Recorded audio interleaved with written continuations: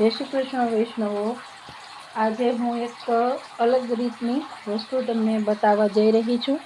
મેં અહીં ઘરે ઠાકોરજી માટે પીવીસીના જે પાઇપ આવે છે એનો ઉપયોગ કરીને એક ફુવારો બનાવ્યો છે અને આ ફુવારો ખૂબ જ સસ્તો અને સરસ મજાનો આપણે પરવડે એવા ભાવમાં બનેલો છે, એટલે કે બધાને પોસાય એવી રીતના। અને તમે ફોલ્ડિંગ છે એટલે બહાર પણ ફોલ્ડ કરીને જુદા પાર્ટ કરીને રાખી શકો।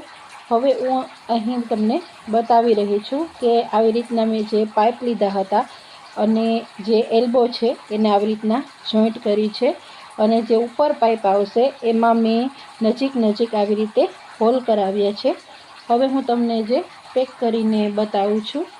આવી રીતના તમારા જે ઘરમાં ઊંચાઈ પ્રમાણે તમારે જેવડો ફુવારો ઊંચો કરાવવો હોય એવી રીતના પાઇપ લેવાનો હોય છે અને ત્રણેય પાઇપની જે લંબાઈની સાઇઝ હોય છે તે સરખી રાખવાની હોય છે। બે સાઈડની સરખી અને ઉપરની થોડી ટૂંકી એવી રીતના આપણે રાખવાની હોય છે। હવે જે એલ્બો છે એને પણ આપણે જોઈન્ટ કરી લઈએ।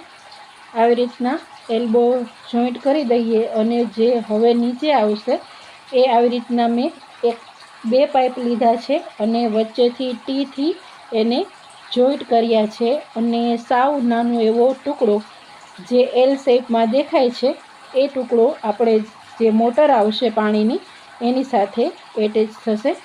હવે આવી રીતના મેં જે બધું જોઈન્ટ કર્યું છે તે તમે જોઈ લો। આવી રીતના આપણે જોઈન્ટ કરવાનું છે અને જે આપણા પાઇપની સાઇઝ છે એ પ્રમાણે મેં એક ટબ લીધું છે।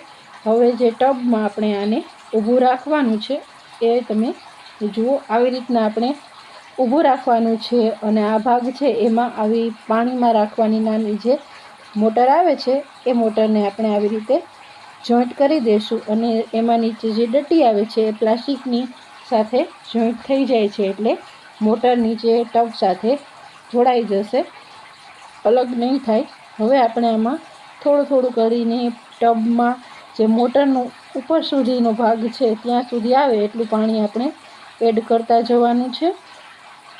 આવી રીતના આપણે થોડું કરીને પાણી ભરી અને ટબમાં મોટરનું જે ઉપરનું રાઉન્ડ હોય એ ત્યાં સુધી ઉપર આવે એટલું મિનિમમ પાણી આપણે એમાં ભરવાનું હોય છે।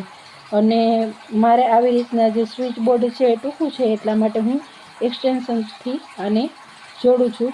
તમને બેકગ્રાઉન્ડમાં મારા ઘરમાં આ પાણીના ફુવારાનો જ અવાજ આવી રહ્યો છે અને એ જ ફુવારા હું દર વખતે ઉષ્ણકાલમાં ઠાકોરજી માટે આવી રીતના જોઈન્ટ કરી અને ધરાવતી હોઉં છું અને પ્રભુને ઠંડકનો અહેસાસ મળે એવી મારી ભાવનાથી હું આવી રીતનો મેં ફુવારો ઘરે સિદ્ધ કર્યો છે અને નાની જગ્યામાં પણ એને ફોલ્ડ કરી અને રાખી શકીએ જ્યારે ઉપયોગ ન હોય ત્યારે।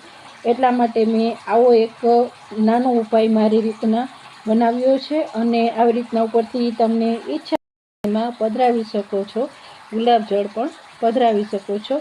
આશા છે કે તમને મારી આ જે સરળ રીત પ્રમાણેનો મેં ફુવારો બનાવ્યો છે તે રીત ગમી હશે। તમે પણ જો અનુકૂળ હોય તો આવી રીતે પણ ઠાકોરજી માટે ફુવારા બનાવીને સિદ્ધ કરીને ધરાવી શકો છો વૈષ્ણવો। બધા જ વૈષ્ણવોને ઘરે એટલી સુગમતા ન હોય તો આવી રીતના પણ સરળતાથી બનાવી શકાય છે। જય શ્રી કૃષ્ણ।